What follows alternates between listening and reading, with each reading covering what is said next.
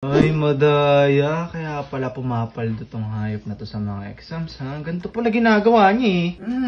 Kaya pala. O, sige, tuturo ko to sa inyo, guys. May na-discover kasi ako. Sa kanya ko lang din na-discover itong classmate ko na to. Kasi may classmate ako na ang taas ng score niya sa exam ko lagi. Minsan, highest siya sa exam namin. Tapos, nagtataka ako, pag nasa room kami, pinagmamasdan ko siya pag may mga schoolworks or activities. Ang tahimik niya pag may mga performance tasks, hindi siya leader. Pero, pagdating sa exam, ang taas ng mga grades niya. So, nagtaka ako, tinanong ko sa kanya, not to judge him, pero ang galing eh. Paano niya nagagawa yun? So, ito pala yung ginagawa niya. Turns out na ito pala yung mga routine na ginagawa niya kapag bago mag-exam. So, tinuro niya sa akin tong website na to. Ayan. Search nyo lang to sa search engine nyo or sa browser. And then, ganito yung ginagawa niya. So, dinadownload niya yung mga lesson module sa Google Classroom, no? Di ba? May Google Classroom kami or sa MS Teams kung meron kayo nun. Tapos, yung mga files na yun, i-upload niyo from local. Ayan. Pinutin nyo upload files from local. So, yan, for example, itong actuators. Ayan. Lesson module namin yan. Upload natin yan. So, open lang. Tapos, create kayo ng prompt na ganito. Create me a website about this lesson module for my upcoming test. Include reviewer parts and graphic flashcards and educational